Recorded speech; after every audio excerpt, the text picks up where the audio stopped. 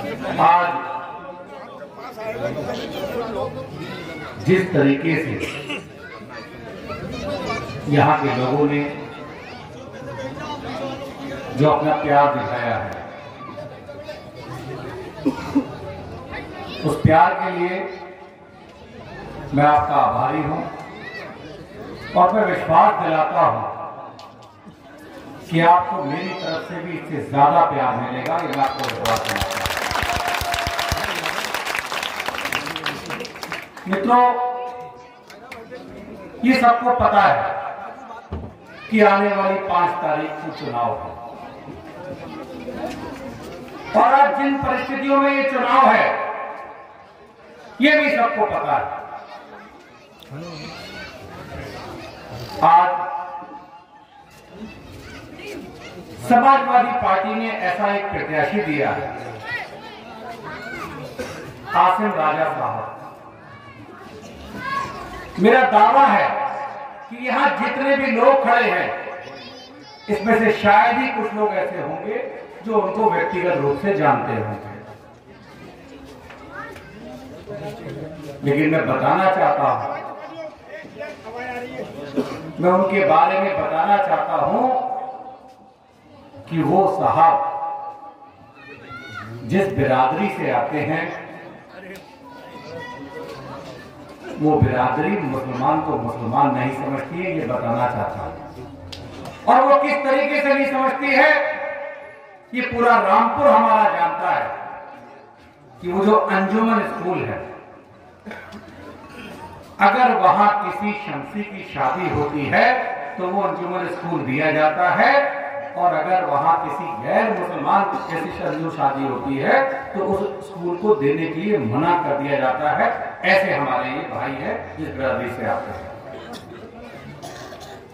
और अगर मेरी बात पे यकीन ना हो तो आप अंजुमन स्कूल पर जाकर ये बात चेक कर लीजिए कि वो और किसी गरीब मुसलमान को वो देते हैं या नहीं देते। जरा हाथ खड़ा करके बता दीजिए कितने लोगों को ये बात पता है। मैं इस मंच के माध्यम से जो जो बात कहूंगा, मेरी हर बात को तस्दीक कीजिएगा। ये सबको पता है कि हमारा रामपुर एक जमाने में उद्योग नगरी के नाम से जाना जाता था। हमारे रामपुर में बड़ी बड़ी फैक्ट्री हुआ करती थी, रजा टेक्सटाइल, राजा शुगर फैक्ट्री, हंसा साइकिल फैक्ट्री, मोदी जेरोक्स, और जब एक कौन कौन सी फैक्ट्रियां यहां हुआ करती थी। लेकिन जो समाजवादी पार्टी के जो प्रत्याशी हैं और वो जिस पार्टी से ताल्लुक रखते हैं, उस पार्टी के पूर्व वजीर ने अपनी राजनीति को चमकाने के लिए एक एक फैक्ट्रियों को बंद करवाना शुरू कर दिया और वहां से नौजवान साथियों के हाथों में से कलम छीनकर, मेरे नौजवान साथियों के हाथों से रोजगार छीनकर उनके हाथों में रिक्शा खड़ाने का ये काम किया। ये पूरा रामपुर गवाह है। और जब उनका इससे भी दिल नहीं भरा तो उन्होंने ये कहा कि मैंने देखो रिक्शाएं वापस ले ली, अब बैटरी वाली रिक्शाएं दे दी। और जब इससे भी दिल नहीं भरा तो आपने दुनिया में 3 टूर्नामेंट तो सुने होंगे। आपने क्रिकेट टूर्नामेंट सुना होगा, आपने हॉकी टूर्नामेंट सुना होगा, आपने फुटबॉल टूर्नामेंट सुना होगा। इन साहब ने यूनिवर्सिटी में रिक्शाओं की टूर्नामेंट करा दिया। मेरे गरीब भाइयों से मई जून की तपती गर्मी से रिक्शाओं की रेस करवा दी और कहा गया कि जो रिक्शा में फर्स्ट आएगा उसको इनाम में भी रिक्शा मिलेगी। ये है मजाक मेरे गरीबों का। रामपुर में विकास के नाम पे जो भी किया वो अपने परिवार और अपने विकास के लिए किया, ये दुनिया जानती है। कभी गरीब मुसलमान को अपना नहीं समझा, ये हमारे रामपुर की जनता बहुत बारीकी से जानती है। ये कहा गया कि 350 करोड़ रुपए का पुल रामपुर में बनवाया गया। ये कहा गया उत्तर प्रदेश का सबसे बड़ा पुल रामपुर में बनवाया गया, जो कि यूनिवर्सिटी के अंदर जाता है। हमें इससे तकलीफ नहीं है कि वो यूनिवर्सिटी के अंदर जाता है, क्योंकि वहां भी हमारे भाई बहन पढ़ते हैं। हमें तकलीफ इस बात की है कि अगर उस पुल की जगह 6 लेन रोड बना दी जाती तो उस पुल के नीचे जो मेरे गरीब मुसलमान भाइयों की जो जमीनें हैं, जो मेरे गरीब किसानों की जमीनें हैं, आज उनकी जमीन 50,000 रुपए बीघा में भी नहीं बिक रही है। अगर 6 लेन बन गई होती तो 50 लाख रुपए बीघा वो जमीन बिकती। मैं ये बताना चाहता हूं। आज यूनिवर्सिटी के सामने शौकत नगर गांव पड़ता है। आप सुबह जाइए और शौकत नगर गांव जब शुरू होता है तो 4.5 किलोमीटर लंबी सीसी की दीवार उस गांव से होती भी जाती है। वो दीवार ऐसी दीवार है कि जिससे गांव का मेरा किसान भाई, मेरा मुसलमान भाई उस सड़क को पार करके सड़क पे ना आ जाए। बताना ये चाहता हूं कि हिंदुस्तान की पहली ऐसी दीवार है जो रास्ता रोकने के लिए बनाई गई है।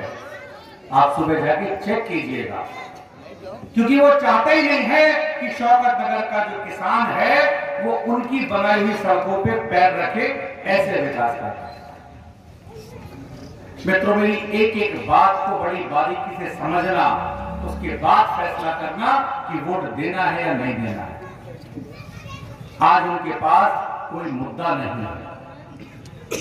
दिन के उजाले में वोट मांगने की हिम्मत नहीं है, क्योंकि हिम्मत इसलिए नहीं है कि कहीं कोई दिन के उजाले में ये नहीं पूछ ले कि नगर पालिका की मशीन यूनिवर्सिटी के जमीन के नीचे क्या कर रही है। हिम्मत इसलिए नहीं है कि कोई मेरा मुसलमान भाई ये नहीं पूछ ले कि यूनिवर्सिटी की दीवार के पीछे कुरान कैसे निकली। मित्रों, जिस कुरान की मैं बात कर रहा हूं, दुनिया में 3 कुरान हैं उसमें की जो हाथ से लिखी हुई कुरान,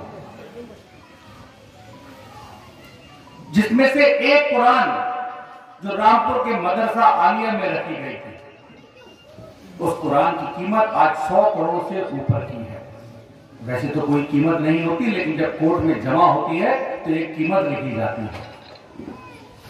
वो कुरान ये पूरी दुनिया ने देखी कि यूनिवर्सिटी की दीवार जब तोड़ी गई तो नीचे किस बेकदरी से कुरान के 2 टुकड़े हुए पड़े थे। इस डर से दिन के उजाले में वोट मांगने नहीं निकल रहे कि मुसलमान भाई ये पूछ नहीं ले कि आपने किया क्या है। मेरी हर बात को अपने दिल पर रखकर, हाथ रखकर सोचना चाहिए। इन्हें किसी चीज से कोई मतलब नहीं है। आज हिंदू मुसलमान की बात करते हैं, ये वही हैं जिन्होंने इतिहास को उठा के देखना, जो बुजुर्ग यहां खड़े हैं, जो हिंदू मुसलमान की आज बात कर रहे हैं और जो वजूद की बात कर रहे हैं, जो कह रहे हैं कि वजूद की लड़ाई है, मैं आज उनको बताना चाहता हूं, ये वही शख्स हैं जिन्होंने रामपुर से नवाब साहब को हराने के लिए एक मुसलमान खड़ा करा और जनसंघ के प्रत्याशी हमारे श्री राजेंद्र शर्मा के लिए वोट मांगे। तब इनको वजूद नहीं दिखा था, तब इनको हिंदू मुसलमान समझ में नहीं आया था, आज समझ में आया। जितने यहां लोग खड़े हैं, मेरी एक एक बात को तस्दीक करने पहले कि मैं सही कह रहा हूं या गलत कह रहा हूं। आज रामपुर की भोली भाली जनता को बेवकूफ बनाना चाहते हैं। वजूद की बात इसलिए कर रहे हैं, अपने वजूद की बात कर रहे हैं, जनता के वजूद की बात नहीं कर रहे। तो कहा जाता है कि मैं शहर के एक छोटे से घर में रहता हूं जहां गाड़ी तक नहीं जाती।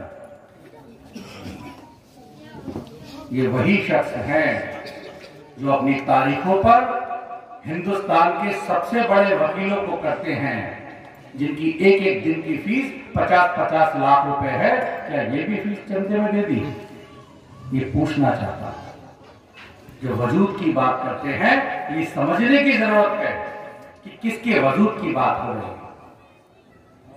जब आपने भारतीय जनता पार्टी के कैंडिडेट को जिताया, जनसंघ के कैंडिडेट को जिताया, तब आपके दिमाग में हिंदू मुसलमान नहीं है, और आपने उनको जिताने के लिए एक मुसलमान कैंडिडेट खड़ा किया, और आप तो खुद अपनी तकरीरों में कहते हैं कि मैंने भारतीय जनता पार्टी के कैंडिडेट को जिताया, तब आपका वजूद नहीं था, आज आपको वजूद दिख रहा है। मैं इस बात का जवाब चाहता हूं। मित्रों, समझने का जरूरत है। ये सबको पता है कि आज भारतीय जनता पार्टी की सरकार है और योगी जी 4.5 साल मुख्यमंत्री हैं। ये सबको पता है या नहीं पता? जरा हाथ उठा के बता दीजिए। और सबको यह भी पता है कि 271 विधायकों के साथ योगी जी मुख्यमंत्री हैं। एक विधायक के जीतने या हारने से उनकी सरकार पर कोई फर्क नहीं पड़ रहा। मेरे जिन भाइयों ने पिछली बार समाजवादी पार्टी को वोट दिया था, मैं उसकी बात ही नहीं कर रहा। मैं सिर्फ इतना उनको बताना चाहता हूं कि आज हम आपकी तरफ हाथ बढ़ा के खड़े हैं। आपने उनको 50 साल दिए, मैं आपसे 50 महीने मांगने आया हूं और मैं आपको यकीन दिलाता हूं कि इन 50 महीनों में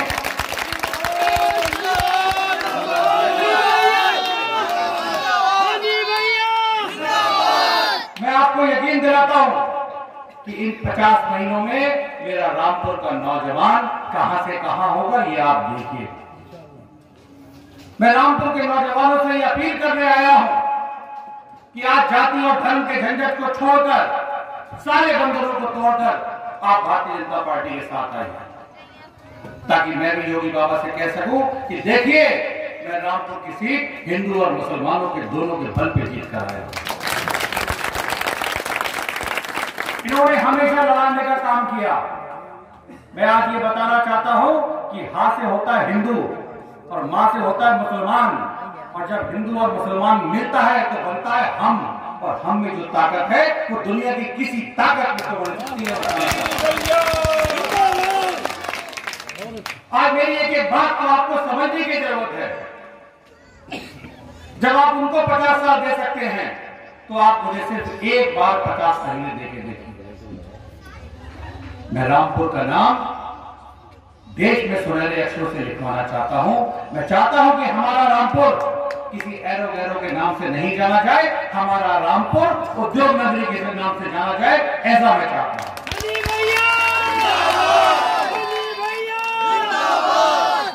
मित्रों,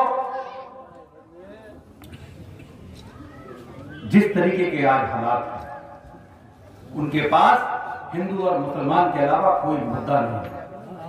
वो आपको फेस नहीं कर सकते क्योंकि उनको आपके सवालों से डर लग रहा है, इसीलिए उल्टी सीधी बातें करने में लगे हैं। लेकिन आज बताना मैं चाहता हूं, सीधी सीधी जो लड़ाई है चुनाव में, वो आसिम राजा साहब से है और किसी से कोई मतलब नहीं है।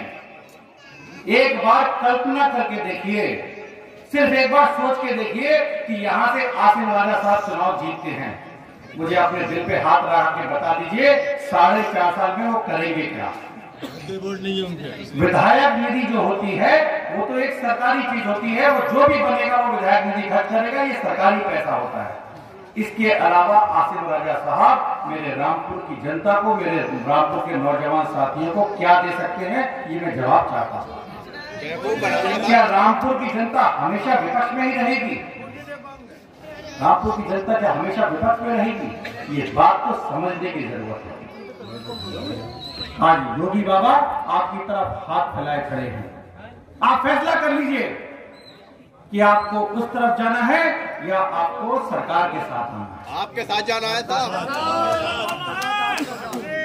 एक बार हाथ थाम के देखिए, आप विश्वास कीजिए कि आपको मुझसे वफा मिलेगा।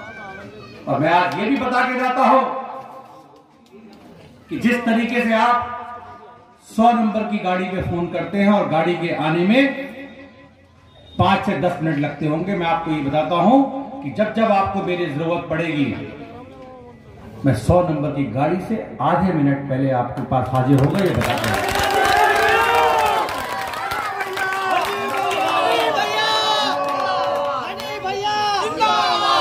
मेरे रामपुर के गरीब मुसलमानों को क्या सिखाया कि देखो ये नंगे तार जा रहे हैं, इस पे कटिया डाल दो। कभी उनको इस लायक नहीं बनाया कि वो बिजली का बिल जमा कर सके। लेकिन आज भारतीय जनता पार्टी इस पोजीशन में है कि वो रामपुर के गरीब नौजवान के हाथों में कारोबार देगी, रोजगार देगी, ताकि सबसे पहले अपना बिजली का बिल जमा करे और अपने बच्चों का भविष्य तय करे। मैं आज आपसे रामपुर के भविष्य के लिए वोट मांगने आया हूं। सिर्फ एक बार सोचकर देखिए कि आज जो भी वोट समाजवादी पार्टी को जा रहा है, क्या वो गड्ढे में जा रहा है या नहीं जा रहा है? मुझे हाथ खड़ा करके बता दीजिए। तो अपने वोट को खराब मत जाने दीजिए। आप भारतीय जनता पार्टी के साथ हैं। आप एक बार दिखा दीजिए देश को कि रामपुर जैसी सीट से भी भारतीय जनता पार्टी जीत सकती है, हिंदू और मुसलमानों के वोटों से जीत सकती है। ये आप दिखा दीजिए।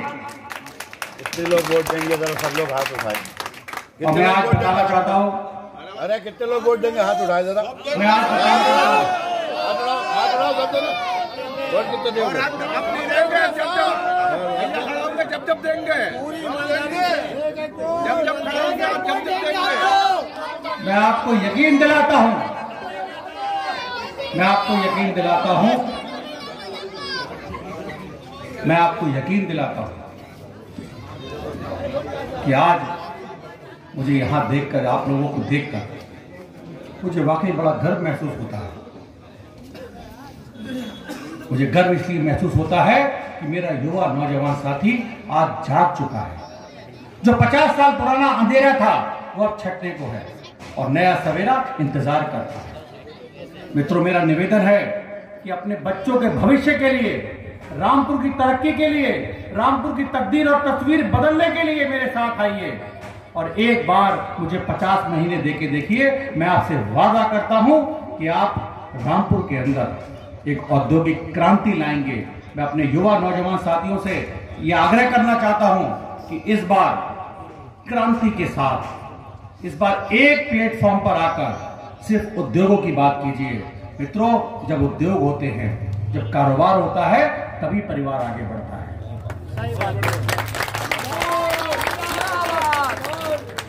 मित्रों, बातें तो बहुत है करने के लिए, लेकिन मैं आज, ताहिर भाई इस बात के गवाह हैं और मैं सीधे सीधे तो मैं तो ये कहता हूं कि हमारी गारंटी पे ताहिर भाई हैं। अगर कोई भी काम अगर है तो आप तो मुझे सीधे बताइए, ताहिर भाई को मत बताइए। मैं विश्वास दिलाता हूं, मेरे यहाँ 24 घंटे मेरे दरवाजे यहाँ के लोगों के लिए खुले हैं। जय हिंद, जय भारत।